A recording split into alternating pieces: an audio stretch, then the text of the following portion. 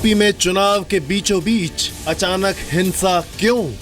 और गाड़ी देकर गए जी, बाहर निकल जी, देखा था बीजेपी की वोट देनी सिखाऊंगा। उनको लिखा गया, दीवार पे लिख रखा है कि बीजेपी को और दो वोट। कल रात में हमने कहा बीजेपी की वोट गिरी कल, तो हमें सबने यही कहा बीजेपी की वोट क्यों गिरी, बीजेपी के लोग तो नहीं क्यों नहीं गिरी।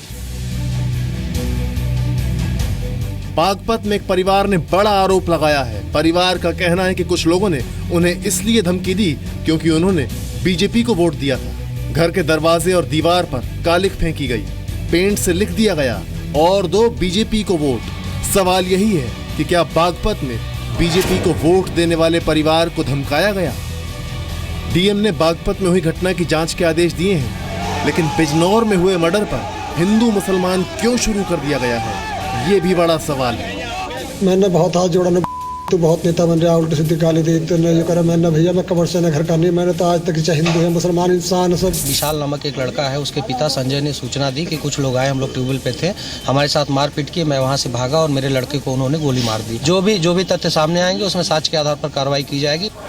बिजनौर में हुए मर्डर पर मजहबी कार्ड क्यों?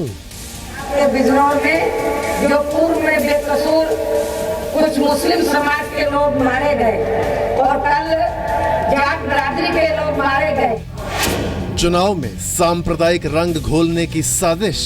संजय चौधरी, उनके ऊपर कुछ मुस्लिम गुंडों ने हमला किया था। बागपत बिजनौर बहाना, वोटरों को भड़काने पर निशाना।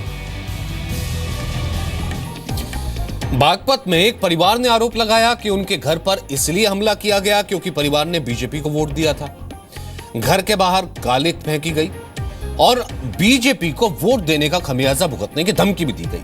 वहीं बिजनौर में बीजेपी के जाट नेता के बेटे की हत्या के मामले में अभी तक एक गिरफ्तारी हुई है, लेकिन बिजनौर में 15 फरवरी को होने वाली वोटिंग से ठीक पहले राजनीतिक दलों की बयानबाजी से माहौल गर्मा गया है।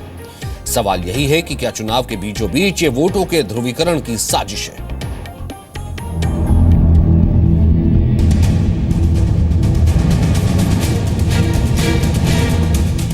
बागपत के छपरौली विधानसभा क्षेत्र के मुकुंदपुर गांव का यह परिवार डरा हुआ है। परिवार का आरोप है कि 11 फरवरी को हुई वोटिंग के बाद देर रात कुछ लोगों ने उन्हें धमकी दी और डराया। घर के दरवाजे, दीवार पर कालिख फेंकी और दीवार पर लिख दिया और दो बीजेपी को वोट।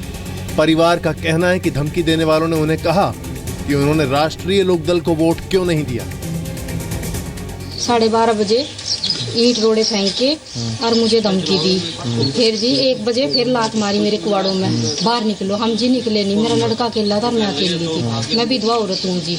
और जी फिर 3:10 में मेरा ये 5 पन्नी फेंकी और गाड़ी देकर गए जी, बाहर निकल जी, देखा था बीजेपी की वोट देनी सिखाऊंगा। तो हमें सबने यही कहा बीजेपी की वोट क्यों गिरी, बीजेपी के लोग तो नहीं क्यों नहीं गिरी।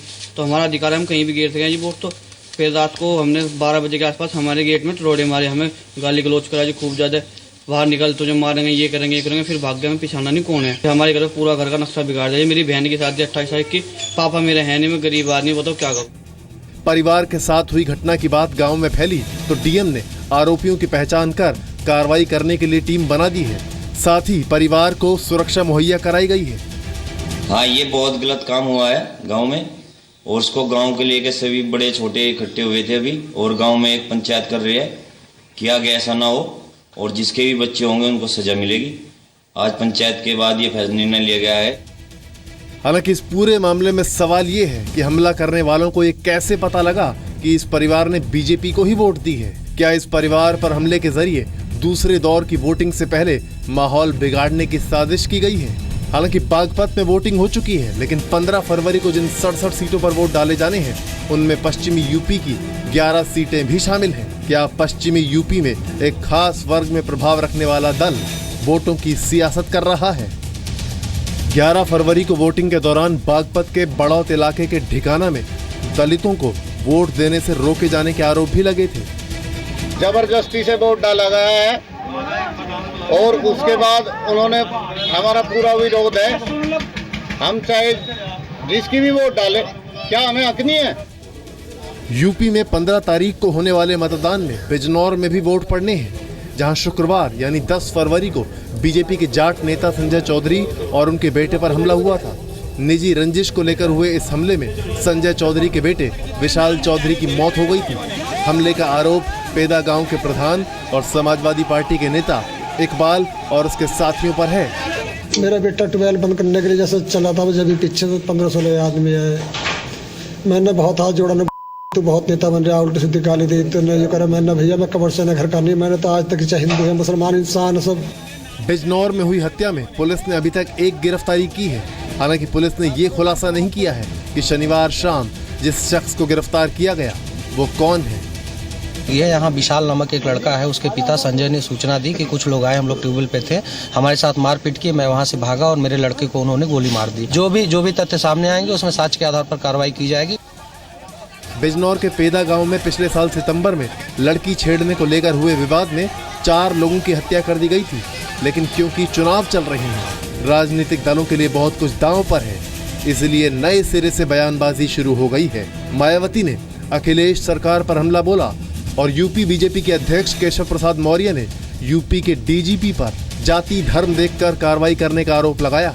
और आपके बिजनौर में जो पूर्व में बेकसूर कुछ मुस्लिम समाज के लोग मारे गए और कल जाट बिरादरी के लोग मारे गए। जब उत्तर प्रदेश में मेरी सरकार बनेगी तो जो इन दोनों घटनाओं के जो हत्यारे हैं उनके खिलाफ सख्त से सख्त कार्रवाई की जाएगी। संजय चौधरी, उनके ऊपर कुछ मुस्लिम गुंडों ने हमला किया था और उनके छोटे बालक 15 वर्ष की उम्र का था विशाल चौधरी, उसकी मौत भी हो गई। उसमें प्रदेश में पूरी तरह से अराजकता का वातावरण है।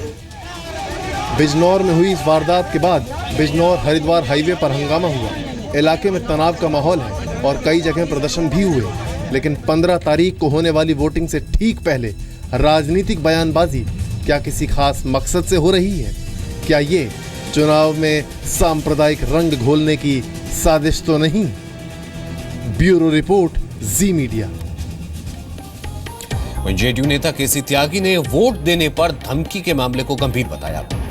उन्होंने कहा कि चुनाव के वक्त नेता और कार्यकर्ता अपनी सीमा भूल जाते हैं, ऐसा नहीं होना चाहिए। जेडीयू के प्रधान महासचिव केसी त्यागी हमारे साथ हैं। केसी त्यागी जी, छपरौली आपके इलाके के आसपास की घटना है। छपरौली में आरएलडी के जो समर्थक हैं, बीजेपी के समर्थकों को जो वोट डाल के आते हैं उनको धमकाते हैं, घर पे कालिख पोत देते हैं और ये धमकी देते हैं कि चुनाव के रिजल्ट के बाद देखा जाएगा तुमको। आपको लगता है कि ये चीज़ें शोभा देती है? राजी, चुनाव के अंदर हिंसा की वारदातें बढ़ी हैं और मतदाता नहीं बल्कि कार्यकर्ता और नेता असहिष्णु हो गए हैं दूसरी पार्टियों के लिए।